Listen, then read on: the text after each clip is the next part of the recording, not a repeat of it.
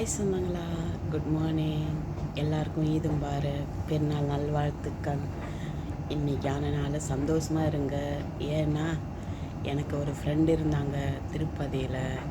அந்த அக்கா எல்லா வருஷமே அவங்க பிரியாணி பண்ணால் கண்டிப்பாக ஃபஸ்ட்டு எனக்கு தான் வரும். எங்கள் மாமா இப்போ எல்லாம் இறந்துட்டார். நான் இன்றைக்கான நாள் அந்த ஒரு விஷயத்தை ஏன் சொல்கிறேன்னா, நம்ம முஸ்லீம், இந்து, கிறிஸ்டின் சொல்லி அங்கே யாருமே பேதம் பார்க்குறதில்ல. எல்லோரும் ஒத்துமையாக இருப்போம். அந்த நாள் திரும்பி வராது. எல்லாருமே மாறிட்டாங்க. ஏன்னா காலம் டைமெல்லாம் மாறல, மனுஷங்களோட புத்தி தான் மாறி போச்சு. ஏன்னா அவங்களுக்கு என்ன சொல்கிறது, எல்லாருக்கிட்டேயும் அன்பாக பாசமாக இருக்கிறதுக்கு நம்ம எப்படி குழந்தைங்க சின்ன வயசில் ஒரு மாதிரி, வளர்ந்த பிறகு ஒரு மாதிரி இருப்பாங்க, அது மாதிரி தான் இப்போ எல்லாருமே டோட்டலாக மைண்ட் செட் எல்லாருக்கும் மாறிடுச்சு.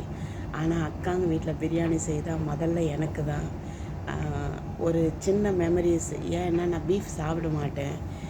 அக்காங்க வீட்டில் பீஃப் சாப்பிடுவாங்க. அவங்க சமைச்சப்போ மாமா அக்கா கிட்ட சொல்லாமல் எனக்கு ஒரு பீஸ் எனக்கு டேஸ்ட்டு பண்ண சொல்லி கொடுத்துருக்குறாங்க. நானும் அதை சாப்பிட்டுட்டேன். அப்புறமா சாப்பிட்டுட்டு பிறகு சாயந்தரமாக அவங்க வீட்டுக்கு போனேன். பாவம் அது சாப்பிடாது, வேணான்னு சொல்லியிருக்கிறாங்க அக்கா. அப்புறம் நான் சாயந்தரம் மறுபடியும் வீட்டுக்கு போனேன். பக்கத்தில் தான், ஒரு 3 வீடு பக்கத்தில் தான் அக்காங்க வீடு. ஆனால் அப்போ அக்கா மறுபடியும் என்னை கேட்டாங்க, கறி நல்லா இருந்துச்சா அப்படின்னு சொல்லி கேட்டாங்க. நானும் என்ன சொல்கிறேன்னா, நல்லா இருக்குது அப்படின்னு சொன்னேன். ஆனால் அவங்க அப்புறமா தான் சொல்கிறாங்க, சாரி, அது மட்டன் கிடையாது, அது பீஃப்னு சொல்லி நான் நிறைய சண்டை போட்டேன். அது மாதிரி தெரியாத சாப்பிட்டுட்டா ஓகே, தெரிஞ்சு யாரும் சாப்பிட மாட்டாங்க. அது விருப்பத்தோடு சாப்பிட்ணும். நிறைய பேர் இந்த டிபி பேஷண்ட் எல்லாம் அந்த கறி சாப்பிடுவாங்க. அது ஒன்றும் தப்பு கிடையாது. ஏன்னா நம்ம பைபிளில் கூட அந்த வானத்திலேருந்து அந்த தூதர்கள் வந்தப்போ அவங்க இலை மாடாக இருக்கிறது அறுத்து அவங்களுக்கு சமைச்சு வைப்பாங்களாம். ஏன்னா அதெல்லாம் நான் பைபிளில் படிச்சிருக்கிறேன். ஆனால் நம்மளுக்கு அது செட் ஆகாது. பிடிக்காத விஷயத்த நம்மளால் பண்ண முடியாது. அதனால் இந்த பெருநாளில் அந்த விஷயம் ஏன் சொல்கிறேன்னா, பீஃப் சாப்பிடாதவங்களுக்கு நீங்கள் யாராச்சும் பிரியாணி செய்திருந்தால் அவங்களுக்கு தெரியாமல் கொடுக்காதீங்க. அது பாவம்.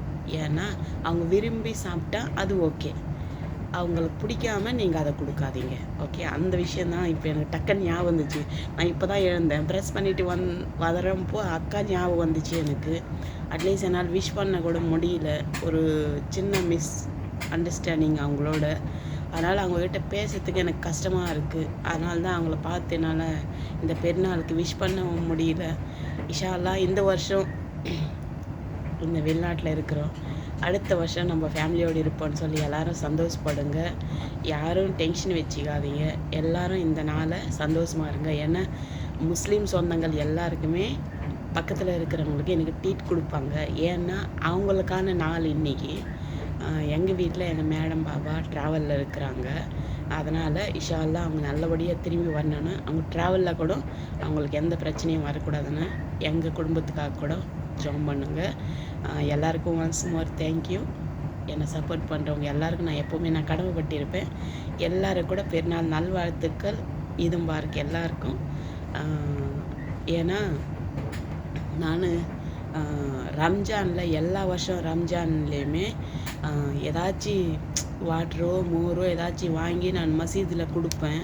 ஆனால் இந்த வருஷமும் போன வருஷமும் கொடுக்கல. ஏன்னா இப்போ எங்கள் வீட்டில் வேறு டிரைவர் இருக்கிறாரு.